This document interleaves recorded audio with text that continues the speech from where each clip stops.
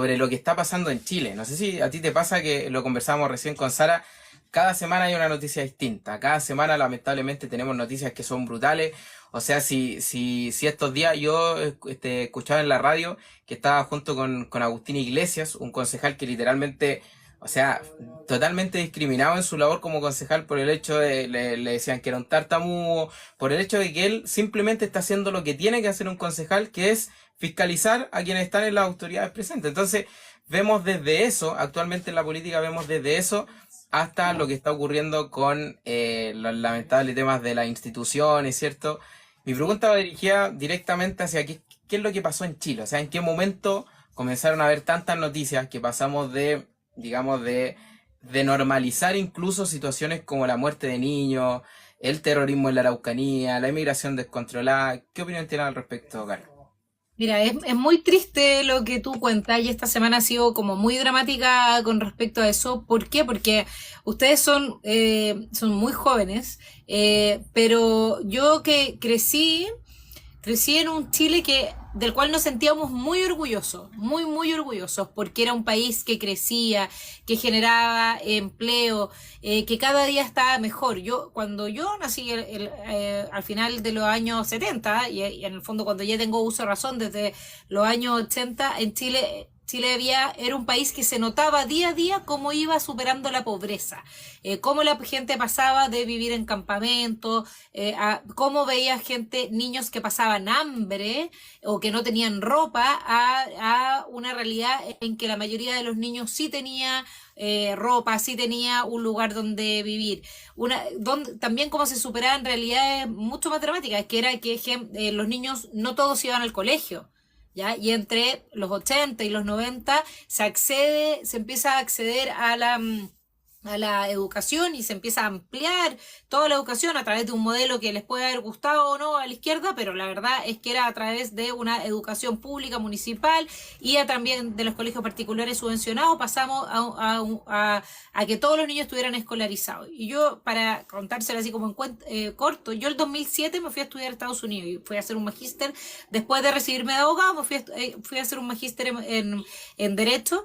Y cuando me pasaban dos cosas. Una, que cuando conversaba con mis amigos europeos, compañeros de curso europeos, admiraban a Chile sobre todas las cosas. Decían, es que Chile es un país, es un modelo de crecimiento, de orden, de institucionalidad. Y por otra parte, cuando yo le hablaba a mis amigos latinoamericanos y les decía, hoy tengo una muy buena idea para poder mejorar la educación de los niños, para poder, no sé, yo preocupaba siempre como el tema de los niños, y mis compañeros latinoamericanos me decían, el problema nuestro es que nuestros niños no saben leer y escribir. Tú me estás hablando de problemas que nosotros hoy día no tenemos. O sea, bueno, y desconociendo todo eso, llega una generación que hoy día está en el poder, que critica todo, que destruye todo, que se preocupa de minar la credibilidad del país, de decir que está todo mal, que los 30 años son lo peor. Entonces, que la verdad es que ellos se preocupan de destruir todo lo que había sido Chile. Y lo más dramático de todo es que en la convención se vio claramente que querían refundar todo, ¿cierto? Querían refundar todo lo que es Chile porque según ellos que estaba todo mal. Y pese a que fracasó la convención y que ganó el rechazo porque Chile se unió en contra de este mal proyecto, igual poco a poco están destruyendo muchas cosas. Hoy día poniendo en duda carabineros, bueno, todo lo que tiene que ver también con las relaciones exteriores, con la migración, en el fondo desprestigiando a nuestro país en forma internacional. O sea, hay demasiadas cosas que la están destruyendo igual. La están destruyendo igual. Tenemos hoy día un ministro de Hacienda que celebra que se haya crecido al 0,2%, cuando eso significa que la gente no va a salir la gente pobre que hoy día está en la pobreza no va a salir de la pobreza en 20 o 30 años. Bueno, gente como ustedes, que nosotros, mi generación, el que llegaba a ser profesional o no, el que tenía un buen trabajo, compraba una casa antes de los 30 años, con crédito, con esfuerzo, pero hoy la generación de ustedes no tiene ninguna posibilidad de eso. Entonces, la verdad es que todo lo que está pasando en nuestro país hoy día es muy triste, no por nosotros, no por los que estamos en política hoy día, por las generaciones que vienen, por la cantidad de oportunidades que se pierden. Y ojalá que todavía, o sea, yo creo que sí, pero que todavía estemos a tiempo de recuperar eso. Pero el daño que le han hecho a este país, no solamente estos 2 años de gobierno, sino que esta generación que llegó al poder criticando y destruyendo todo y poniendo en duda todo lo que es Chile como país, o sea, es realmente tienen mucha responsabilidad en todo lo que está pasando. Sí. No sé, Caro, si aprovecho de tocar el mismo tema que estaba preguntándote, Cris. Un poco esto de la idea de un Chile próspero, de que éramos un país tan próspero, con tantas oportunidades, de esto mismo que tú mencionabas, de las oportunidades como de universidad, de comprar casas. ¿Qué crees que nos queda a nosotros en estos dos años de gobierno que se vienen? Si es que vamos a seguir creciendo, o sea, decreciendo mejor dicho, si es que vamos a seguir por el mismo camino, o si es que efectivamente vamos a tener como un boom y vamos a de nuevo empezar Hola, a hola. tener este crecimiento y esta forma de volver a empezar, por decirlo así, como de esta crisis a como Mira, renacer. hay una cosa, hola Fernando, Hola, hola, Carol. hay una Disculpa cosa el que es atraso. muy grave dentro de todo lo que está pasando. Una de las cosas que hacía a Chile un país próspero y que crecía era que las instituciones funcionaban. Ya esto era una frase típica de los gobiernos de la concertación, de todo. ¿Por qué? Porque cuando venía un inversionista a Chile sabía a qué atenerse, a cuál era la ley, sabía que si cumplía todas las normativas iba a poder hacer un proyecto, sabía que los tribunales eran respetados y respetables, sabía que carabineros e investigaciones iban a hacer su trabajo si había un delito, sabía muchas cosas que hoy día no sabe. ¿Ya? Entonces va a ser muy difícil recuperar la credibilidad de nuestro país, de nuestras instituciones, porque hoy día la crisis no es solamente de gobierno, sino que estamos viendo crisis en todas partes. Tenemos jueces que no hacen su trabajo correctamente, bueno, para qué decir lo que acaba de pasar con la PDI, con abogados irresponsables, gente, corrupción básicamente en muchas partes, por lo tanto necesitamos, y ustedes como jóvenes y como en el fondo voceros, líderes de opinión pública, tienen que seguir en esta senda como de denunciar las cosas, ser muy duros con todos aquellos que vulneran y que ponen en jaque finalmente las instituciones, porque la verdad es que 2 años de gobierno son muy pocos, o 4 años de gobierno es poco para construir un país, para poder hacer cosas significativas. Es bien poco, es difícil hacer cosas en 4 años, pero para destruirlo, 2 años es mucho. Y ya llevan mucho.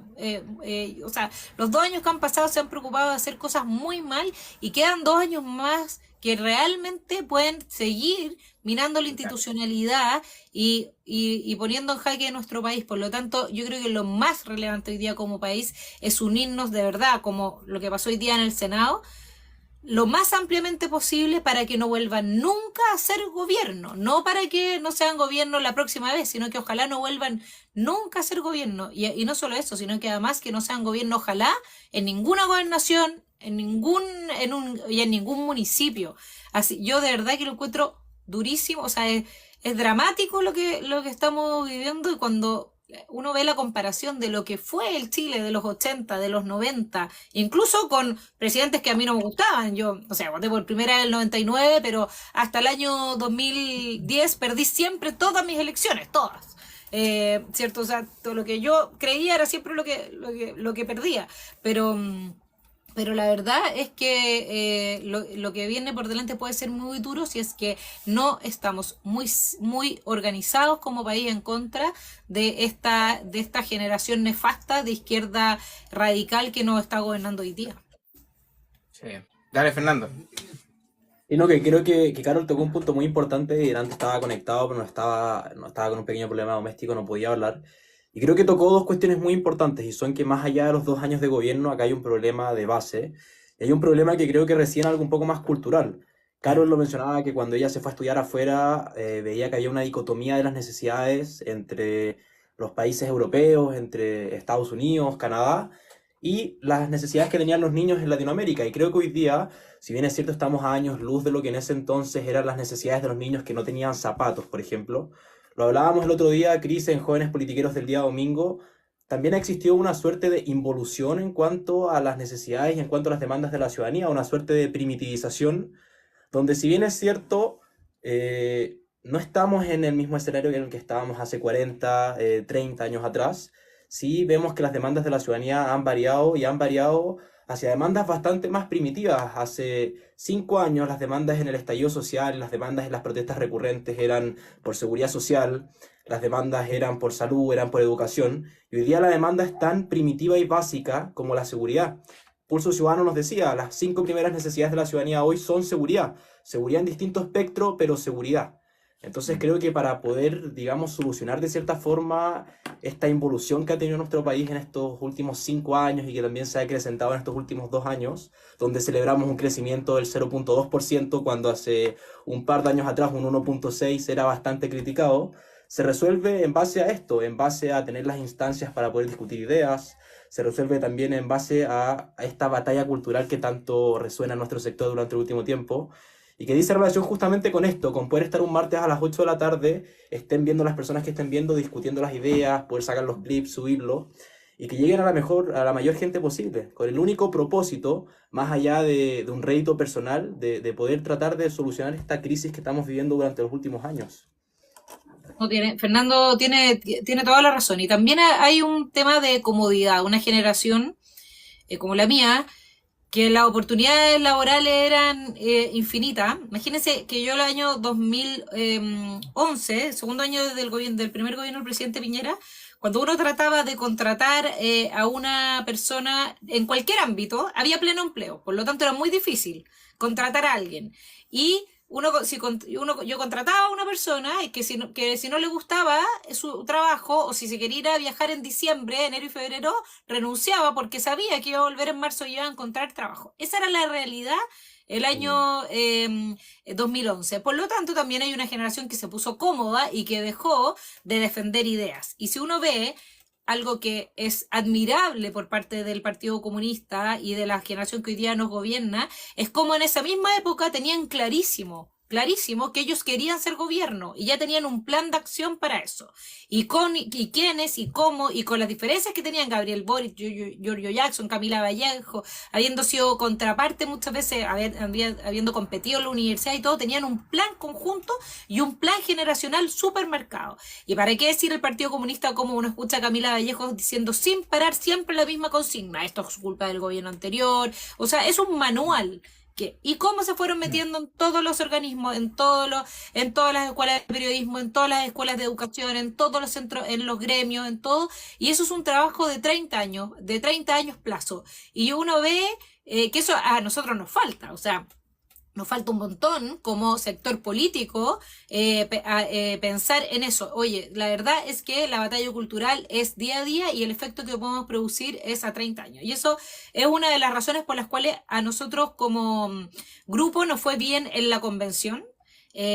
Los poquísimos 37 que éramos de oposición solamente, los 21 particularmente que éramos de la UDI y de republicanos que estábamos en la misma bancada. ¿Qué es lo que hicimos? Trabajamos súper unidos y nos pusimos una meta que dijimos, mira, esto quizás no lo vamos a dar vuelta en 10 años, pero tenemos que empezar hoy día. Y esa fue nuestra meta y nuestro trabajo. Nosotros tenemos que estar súper conscientes de eso, de que el trabajo de ustedes como jóvenes tiene que estar pensando en 5, 10, 20 o 30 años, porque efectivamente genera efecto todo lo que ustedes hacen, y nosotros también tenemos la culpa, ¿no?, generacionalmente, de quizá habernos quedado dormidos en la defensa de las ideas. Y hay muchos libros, pues leer a Daniel Mansuya, como dice, nos fuimos quedando en silencio.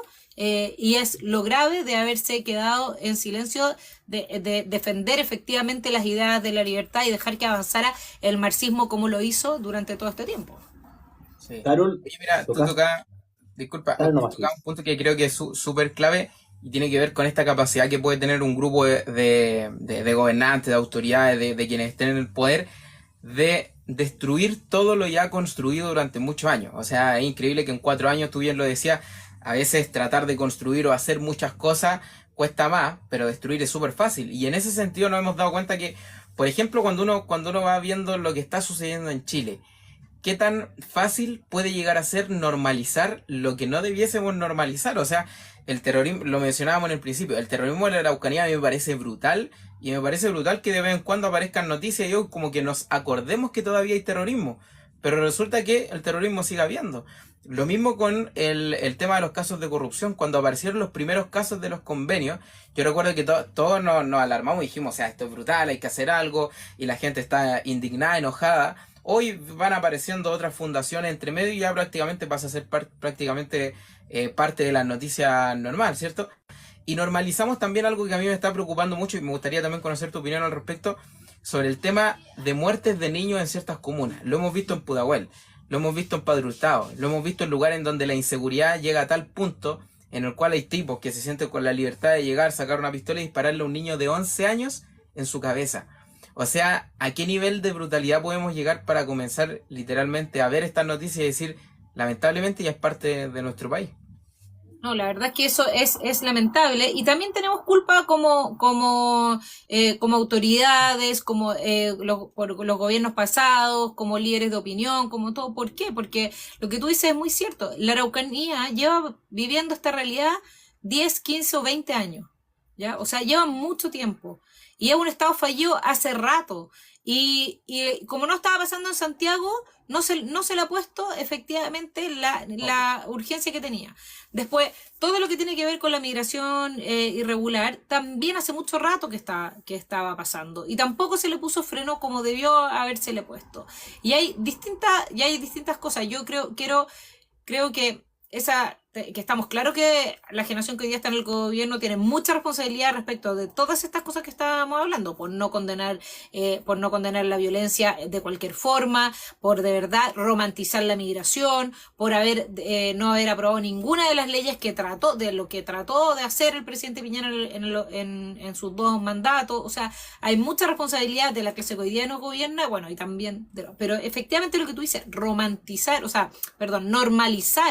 la muerte de niños es una cosa, pero realmente dramática. ¿Y qué es lo que empieza a pasar? Empieza a pasar que por razones de seguridad los niños empiezan a quedarse dentro de sus casas y no pueden ni siquiera ir al colegio.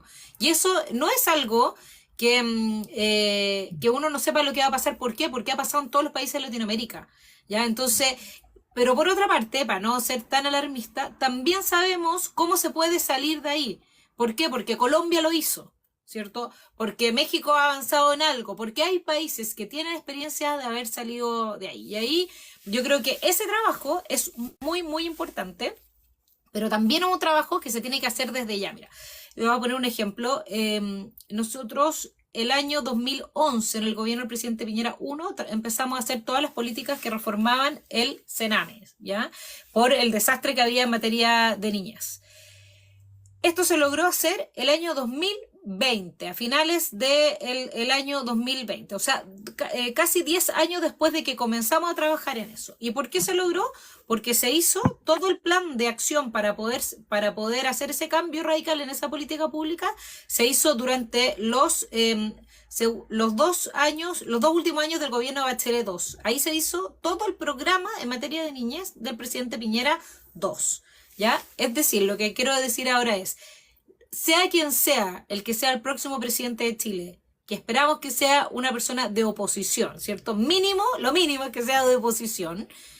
Todo lo que tiene que ver con seguridad, con migración, con crecimiento económico y todo, hay que planificarlo ahora. Hay que planificarlo ahora y llegar el 11 de marzo de ese año 2026, creo que es, absolutamente con todo listo, estudiado, trabajado, habiendo ido a Colombia para ver cómo Álvaro Uribe y su gente y los gobiernos que vinieron después hicieron la pega para terminar con el crimen organizado, con el narcotráfico o controlarlo lo más posible. Y ese es el desafío que hoy día tenemos como oposición, que no es nada de fácil. ¿Por qué?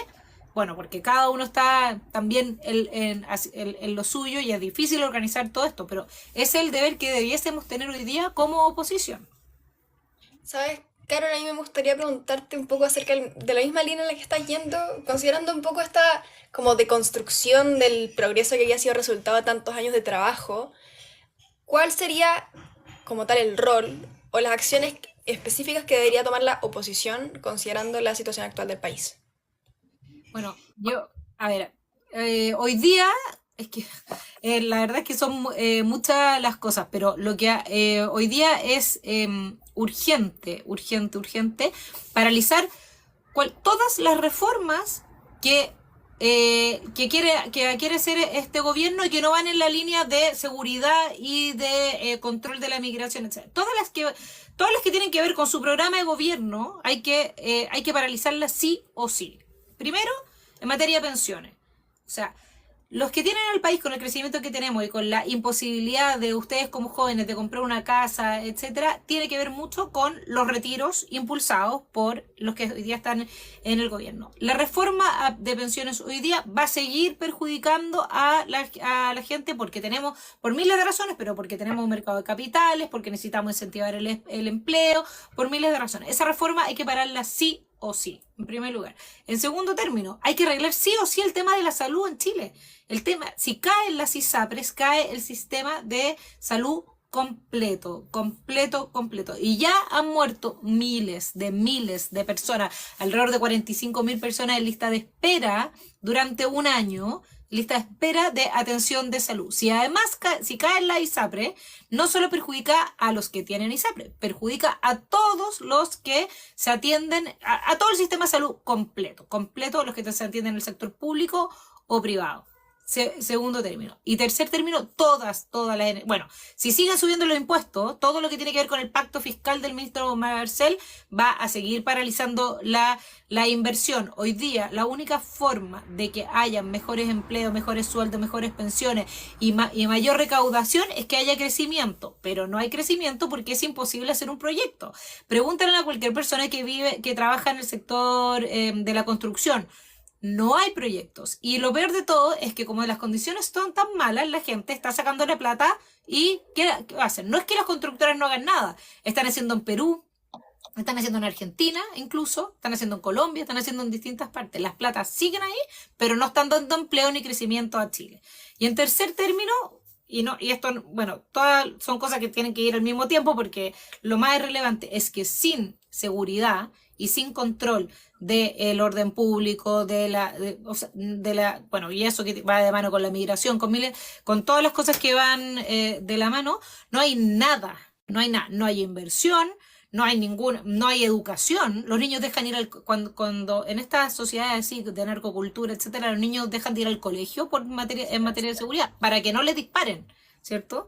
Entonces, sin seguridad y sin control de las fronteras, sin control del narcotráfico, sin control de la narcocultura, de las tomas ilegales, de todo eso que está pasando, la verdad es que el país no tiene ningún futuro. Entonces, ese es el número uno, pero de la mano van todas estas otras cosas, pensiones, el tema de salud que es gravísimo y el parar las pésimas ideas como el pacto fiscal del presidente, o sea, del ministro Marcel. Y entre medio, todas las cosas que son batalla cultural, que los baños, ¿cómo se llama? Que el no binario, que el preocuparse en el fondo de puras tonteras, realmente tonteras, que son las que tiene preocupado este gobierno, pero que sí van minando la sociedad, afectando a la familia, etcétera. Entonces, todas esas batallas tipo aborto, legalizar 100% el aborto,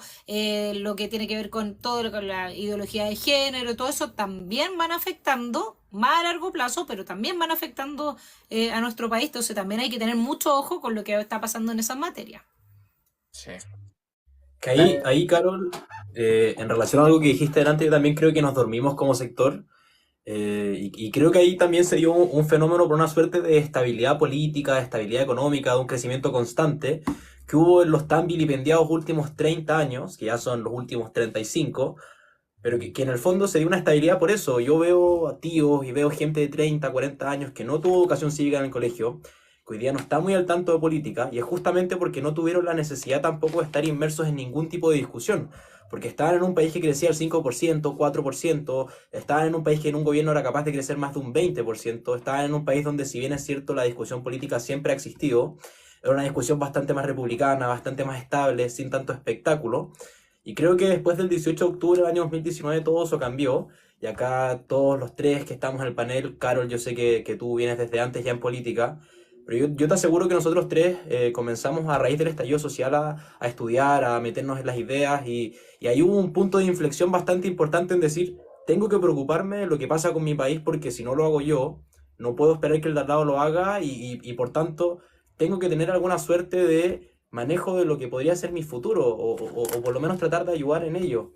Entonces creo que acá en la misma línea es importante y justamente hay que dar la batalla desde un punto de vista de política pública, desde un punto de vista práctico, pero también como tú decías, no olvidarnos de la batalla cultural, que por cierto también me parece que se pasaron tantos pueblos desde un sector de la izquierda chilena que ya esta ideología que trataron de instalar no les sirve porque la gente ya no la necesita. Hoy día mucho se dijo en el debate presidencial y la discusión durante los últimos años, la gente no come de caletas pesqueras con perspectiva de género, la gente no come ni paga el arriendo con matrimonio igualitario, que si bien es cierto son cuestiones que tienen que estar, no todas, pero por ejemplo yo sí creo en el matrimonio igualitario, no son urgencias que la ciudadanía tiene a flor de piel y no son cuestiones que la ciudadanía necesita aquí y ahora, porque no son imprescindibles para poder vivir.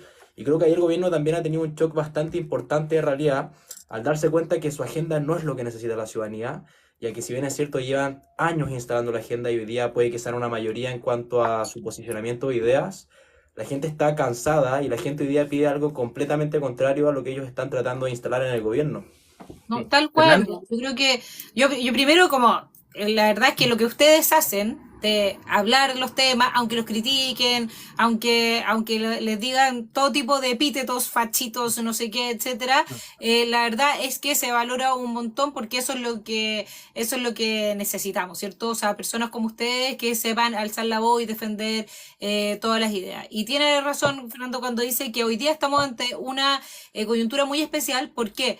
Porque incluso la gente que efectivamente estaba preocupados por esos temas que son más ideológicos, porque el país estaba bien en muchos ámbitos, o sea, básicamente, cuando alguien no tiene que comer, no está preocupado ni del calentamiento global, ni de la, ¿cómo se llama? Ni de la de inclusión, género, y nada. ni de la ideología de género, ni nada de eso, ¿cierto? Entonces, efectivamente, eso son cosas pero hoy día estamos en una crisis tan grande que tenemos la oportunidad de que mucha gente entienda, como ya pasó con la gran clase de educación cívica que fue la primera convención y como está pasando ahora con este gobierno que nos está demostrando día a día lo mal que lo hacen, mucha gente hoy día está entendiendo que la verdad es que lo que necesitamos es seguridad, trabajo, crecimiento, inversión, un gobierno eficiente que no se robe la plata,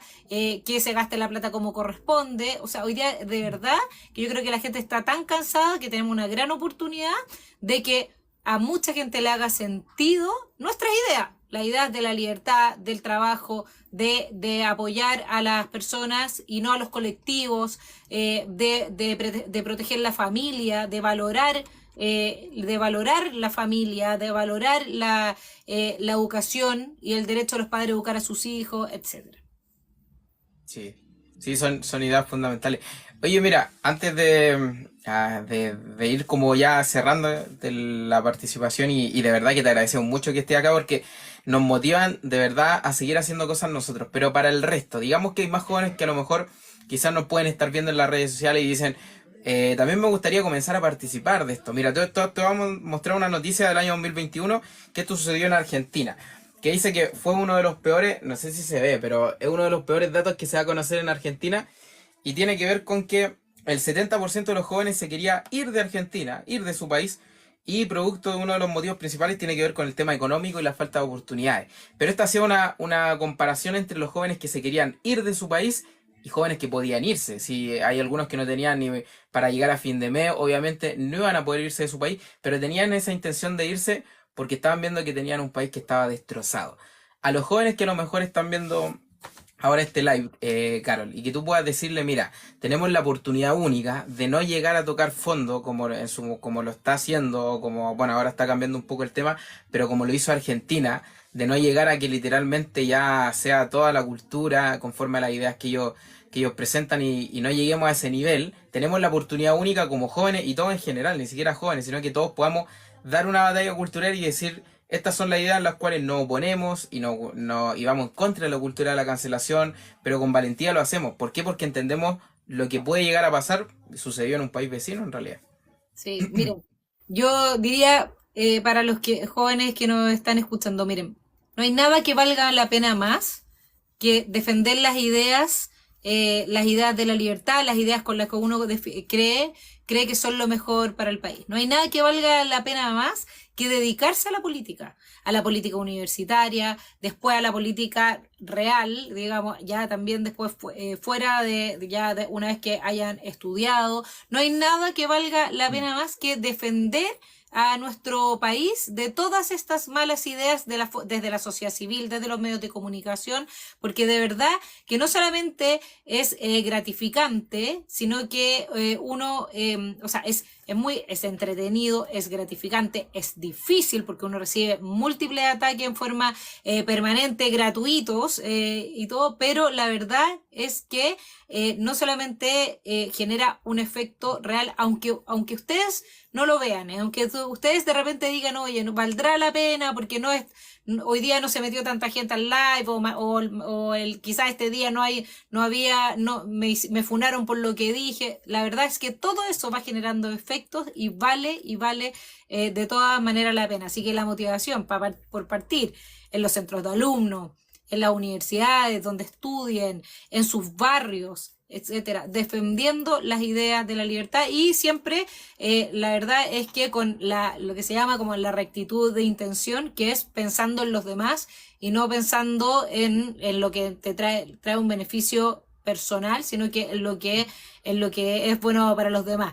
Pero además van a llegar a un punto que es como en la etapa en que estoy yo, es que la verdad es que todo lo que hago lo hago no solamente porque quiero a mi país y quiero a que la gente esté mejor, sino que también por mis hijos, porque le quiero dejar un mejor país a mis hijos, porque a mí mis papás o esa generación me dejó un país increíble, lleno de oportunidades, que y hoy día nosotros no le vamos a poder dejar eso a nuestros hijos si no nos movemos y si no actuamos en verdad en forma organizada, en forma colectiva, pensando en la unidad, pensando en el bien superior, que es que esta generación que hoy día nos gobierna, estas ideas que hoy día nos gobierna, no sigan destruyendo al país. Y eso implica generosidad también, ¿en qué? En no atacarnos entre nosotros, en aceptar que la oposición tiene que ser lo más amplia posible, aunque tengamos diferencias internamente, y siempre pensando en un bien superior que es el país y las personas que están en él.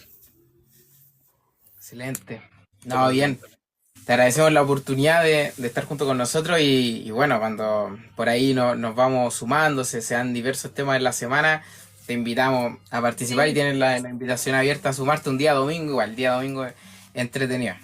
Ya, feliz, cuando quieran, yo ahí voy a estar, así que muchas gracias por la invitación y sigan haciendo esto, que de verdad que vale mucho la pena. Claro, un gustazo, realmente. Gracias. Un gusto. Chao. Excelente. Hola chicos, buenas noches, ¿cómo están? Buenas noches. Bien, ¿y tú? Siempre escucharlos, pues, oye, son un orgullo de verdad para todos los que somos de derecha o que creemos en un futuro que en algún momento pensamos que la juventud estaba perdida. Ustedes dan totalmente una esperanza de que no es así. Mira, ¿sabes? Yo quería plantearles un punto a lo mejor que no es el que están ustedes colocando en mesa, que era obviamente el crecimiento, pero yo sí, como ustedes tienen una mirada más futurista también y como son jóvenes, ¿cómo ven ustedes esto? ¿Cuál es el punto? Para mí es muy grave que Boric quiera romper totalmente las relaciones con Israel. ¿Por qué? Porque nosotros sabemos que Israel es lejos el que más tecnología le entrega a nuestras Fuerzas Armadas, ¿cierto? Hoy en día, a nivel internacional, nuestras Fuerzas Armadas son totalmente respetables y de hecho mandan de todas partes del mundo a ejercitarse con nuestro ejército, ¿cierto? Por la calidad que ellos tienen. Con ese rompimiento de relaciones con Israel, ¿cómo creen ustedes que nos podrían afectar a un futuro que si yo más o menos me lo imagino, que a 10 años nos veríamos totalmente afectados y nuestros colindantes que nos tienen muchas ganas algunos, podríamos vernos en algo bélico y que solamente el Boric se está afirmando de esto que pasa con Israel y Palestina para debilitar a las Fuerzas Armadas. ¿Qué piensan ustedes respecto a eso, chiquillos? Mira, varias cosas. Los problemas diplomáticos que está teniendo Gabriel Boric y en particular el gobierno, porque es como todo en su conjunto, de manera con otros países diplomáticamente, o sea, es un ejemplo claro. Yo creo que el mayor ejemplo de lo irresponsable que puede ser el gobierno de Gabriel Boric es el que tú estás mencionando. Porque te doy ejemplos claros. No sé, pues nosotros nos podemos ir al caso polémico del nombramiento de Bárbara Figueroa en Argentina, ¿cierto? Nosotros nos podemos ir también a, no sé si ustedes recuerdan esa famosa polémica que hubo por el embajador en España, en donde también tuvo su polémica, no recuerdo el nombre, por ahí me lo pueden dejar en los comentarios. Ahí la También polémica con cuando la tuvo langosta. problemas, el papelón, yo lo estoy leyendo acá porque tengo todo anotado, el papelón de Boric ante John Kerry, también eso fue, pero una vergüenza absoluta. Estamos hablando de temas internacionales. Sí, La ausencia, totalmente. son como punto por punto. La acusación falsa de atraso hacia el rey de España, o sea, ni siquiera el rey de España se ha salvado de los papelones de este gobierno. Otro tema. Podemos ver el respaldo de Boric en presencia de Cuba, en Venezuela, Nicaragua, que por el tema de las dictaduras. Entonces, en simple, para no seguir alargando más el tema, las irresponsabilidades que ha tenido también el gobierno en pos de los temas diplomáticos con otros internacionalmente ha sido algo que no sé si a ustedes les ha pasado, que por lo menos en gobiernos anteriores no dábamos noticias por tener problemas con otros países, por tener No, problemas con el rey de España, por tener problemas con la diplomacia de embajada de tal lugar, porque el embajador andaba en una limusina o en su camioneta, disculpen, con una chica y resulta que sube una foto a su Instagram. O sea, un mínimo de respeto creo que al cargo. Entonces, cuando nosotros hemos visto todas y cada uno de los errores que ellos han cometido en base al tema internacional, yo creo que es la mayor muestra, no sé si ustedes opinan lo mismo, de la irresponsabilidad. O sea, de no entender el cargo, como ellos dicen de manera constante, de no entender el habitar el cargo, que es como una palabra que ellos ocupan mucho. Bueno, no han e- entendido nada. O sea, están exacto, de tomándose... habitar el cargo y saber que los cargos tienen protocolos que se tienen que cumplir, Sí. que se tienen que respetar. Pero chicos, lejos de todo lo que tú estás planteando, Christopher, que obviamente tienes totalmente la razón, ¿cómo lo ven ustedes a un futuro? ¿Cómo lo ven si esto sigue? Yo, A ver, honestamente, si dale. puedo comentar un poquitito corto, tomando un poco lo que dijo Chris y tu pregunta, Magdalena, yo encuentro que denota mucho esta suerte como de rebeldía de esta generación que tenemos ahora en el poder. Porque efectivamente estas actitudes que han tenido el presidente y sus designados demuestran esta rebeldía como de somos una generación que no se deja dominar, que queremos el cambio, bla, bla, bla. Entonces, desde esa perspectiva, evidentemente es una vergüenza para el país esas Mm. situaciones que han sido polémicas y noticias internacionales por actitudes que no son justificadas en ningún sentido. Y contestando un poco tu pregunta, Magdalena, de si lo veo yo un poco más hacia futuro, por suerte nos quedan 2 años de gobierno, nada más que esos 2 años. Y esperemos que ojalá Chile se dé cuenta que la mejor opción no es la que tenemos ahora en el poder. Y como yo lo veo por lo menos es que si el siguiente gobierno es un gobierno efectivamente centrado, un gobierno correcto, no vamos a seguir repitiendo los errores que este gobierno de nuevos políticos ha estado constatando constantemente. Entonces, claro, a mí me parece, por ejemplo, una vergüenza que, por ejemplo, el presidente Boric lo echen del almuerzo en Paraguay cuando estaba Exacto. con Piñera y se tuvo que quedar Piñera, expresidente de Chile, Mm. en reemplazo de Boric. O sea, a mí por lo menos me da vergüenza. Es como, chupaya, ese es mi presidente. Y de hecho no es mi presidente, yo no voy a por él. Pero que quede claro que yo siento que ojalá los que están, todos los votantes de Chile y todos los políticos de Chile también se den cuenta cuáles son las actitudes correctas y cuáles actitudes también nos dejan una fama buena como país y cuáles no. Que yo creo que es algo súper importante también. Sí, sí, porque puede tener consecuencias graves. A nosotros nos enseña en la administración pública que el presidente es jefe de gobierno y jefe de Estado. En lo que respecta a jefe de Estado es donde entran todos estos temas diplomáticos internacionales. Dale, Fernando. Sí, Magda, mira, en relación a lo primero y a lo que hablaba Chris, creo que acá también hay una suerte de capricho personal y creo que hay una superposición de la ideología por sobre lo que realmente tienen que hacer y lo que están mandatados a hacer. Y con la mirada a futuro, mira, creo que para mirar al futuro siempre hay que mirar al pasado. Y acá creo que en relación a las instituciones y en relación a este tipo de cargos hay una figura que fue fundamental en la construcción de nuestro país en el sentido de la formación. Y es Diego Portales, quien creía que, que los cargos como el presidente de la República y los distintos cargos de poder que existen en nuestro país iban más allá de las personas, que los cargos eran una institución en sí misma. Y acá me parece que justamente esto es lo que se está perdiendo, se le está perdiendo este respeto a la institución. Chris bien lo decía, hablan de habitar los cargos, de habitar una suerte de institución que se les fue dada o para la que fueron electos. Y acá creo que es donde lamentablemente hacia futuro se está perdiendo el respeto completa y absolutamente, donde vemos que no están siguiendo el rol. Bien Chris lo hablaba, jefe de gobierno y jefe de Estado es una característica de nuestro país bastante especial que está... digamos, tanto el jefe de gobierno como el jefe de Estado recaen en el Poder Ejecutivo y más bien en el presidente de la República. Y acá es donde el presidente, lo hemos visto en las distintas instancias, no ha sido capaz de llevar a cabo ninguno de los dos roles. En primer lugar, el jefe de gobierno es el encargado de la administración y de la política gubernamental. Sí. Y acá es donde vemos que el presidente de la República le ha costado bastante tener esta capacidad de gestión y ha sido un jefe de gobierno bastante reactivo ante lo que sucede. Y en relación a lo que le compete como jefe de Estado, es justamente representar los intereses de la nación, representar los intereses del Estado, de todos los chilenos en el extranjero. Y acá creo que el presidente no ha representado los intereses de todos los chilenos, no ha representado los intereses del Estado de Chile, sino que más bien ha representado una suerte de interés personal, interés colectivo, con su ideología, con su sector, con su conglomerado, dándole la espalda a todos los chilenos, y una vez más faltando a su palabra, donde prometió ser el presidente de todos los chilenos y no solo de un sector político. Totalmente de acuerdo con ustedes, chicos. Y la última cosa, antes de bajarme para que le puedan dar la posibilidad a otro, de verdad un honor poder compartir con ustedes. Quiero citar acá a Borja. Vi un video que de verdad me encantó y que me gustaría escuchar de ustedes qué opinan, que nuevamente vuelva Baquedano a la plaza Baquedano. Porque la verdad, la ignorancia del chileno es muy grande.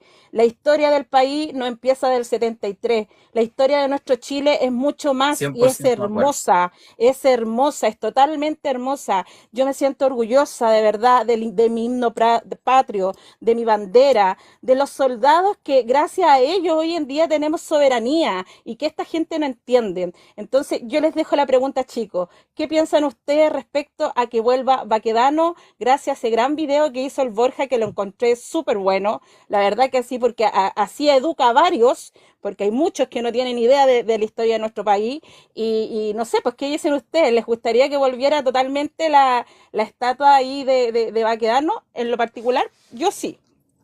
Ahí le dejo la pregunta. Ahí, en relación a lo mismo que te decía delante, Magda, yo creo que para mirar hacia el futuro también tenemos que mirar hacia el pasado y valorar el pasado. Y acá yo creo que si todos los que estaban montados encima de la estatua del general Baquedano supieran quién fue realmente el general Baquedano, Exacto, no hubiesen protestado en contra de su figura y no hubiesen vilipendiado tanto la estatua al punto de tener que sacarla. General Baquedano fue el comandante en jefe del ejército durante la Guerra del Pacífico. Y acá hemos visto que Chile, más allá de cualquier ideología, durante los tiempos complicados, durante situaciones extraordinarias, durante crisis de incendios, terremotos, inundaciones, el país se une más allá de cualquier ideología. Entonces me imagino que en la Guerra del Pacífico también había una suerte de interés común y era poder ganar esta guerra como chilenos, que fue comandada por General Baquedano.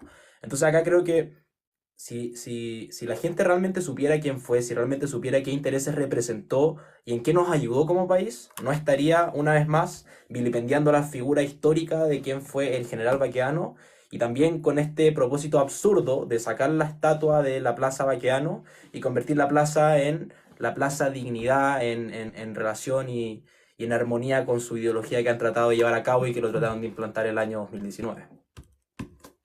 así es. A mí, honestamente, aprovechando de decir algo cortito antes de darle la palabra a Cris, honestamente yo creo que, como dice Fernando, claramente es importante tomar en cuenta la historia, y si la gente realmente supiera quién fue el general Baquedano, yo creo que existiría una consideración distinta del por qué debería estar la estatua en donde debería estar. Por mi parte, por lo menos, me gustaría tomar aquel discurso que constantemente menciona la izquierda, que de hecho mencioné hace un rato, que es Chile no olvida. Si Chile no olvida, que tampoco olvide la historia de los cimientos de nuestro país. Exacto, de cómo Sara. guerras históricas de nuestro país. Entonces, por supuesto, si hablan tanto de la dictadura militar, pero no hablan sobre la guerra del Pacífico, que fue básicamente fundante de nuestra historia también, ¿dónde queda el discurso? Se les echa abajo. Entonces, claro, para mí por lo menos es importante que si vamos a hablar de la historia de un país, especialmente de nuestro país, hablemos de todo, de las cosas que nos han construido, de las cosas buenas y malas. Así es. Sí, mira, yo concuerdo con todo lo que ustedes dijeron. Manuel Jesús Baquedano fue un tipo que a sus 15 años era un héroe que ya quería servir a nuestro país, a Chile. Y que de hecho sirvió a nuestro país, se convirtió en un héroe de nuestro país.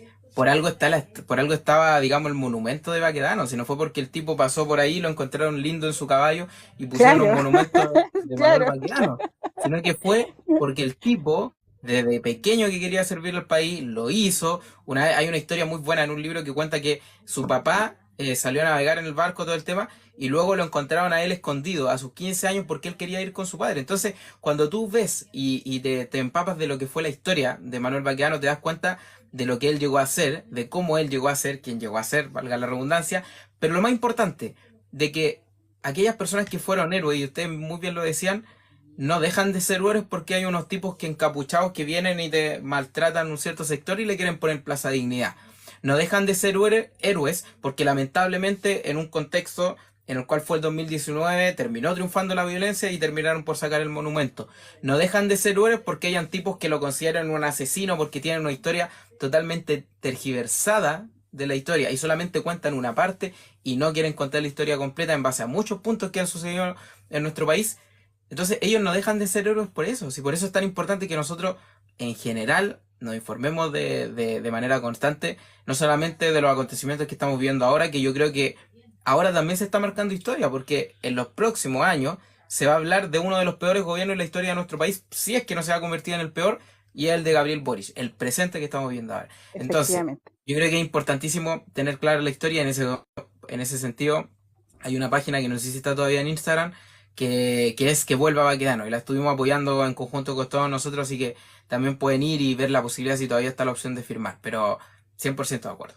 Ok, gracias Magdalena, Christopher, gracias Sara, gracias muchas Fernando por la oportunidad de haberme dejado subir. gracias. Christopher, Sara y Fernando tienen una labor muy ardua. Espero que sigan trabajando como lo están haciendo desde el conocimiento y sigan educando a mucha gente que lamentablemente no conocen lo enriquecedor y lo orgulloso que tenemos nosotros como historia y con todos los videos que ustedes hacen y que los siguen mucha gente. Sigan así, la verdad que son un orgullo y nada, pues un placer haber compartido con ustedes un tema que si bien no es tan de la contingencia, pero sí tiene que ver mucho también en lo que pasa hoy en día en parte o temas ideológicos. Así que nada, pues muy buenas noches, que estén bien chicos. Bye.